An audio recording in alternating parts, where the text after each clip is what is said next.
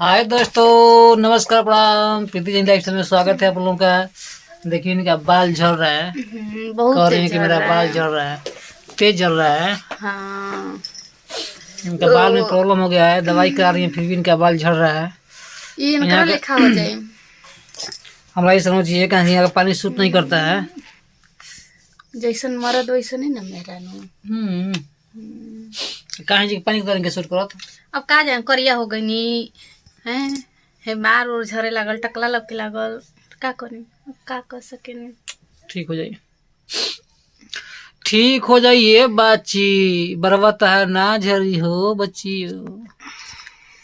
तनी खाइल कर, पियल कर, तुम हमरा के सूट ना करता बा। तनी और रोज जब नहेबू तो बाल झड़बे न करी। 10 दिन पे एक बार नहाए के चाहिए। अपना 10 दिन पे एक दिन नहा लन तो हमरो के कहता।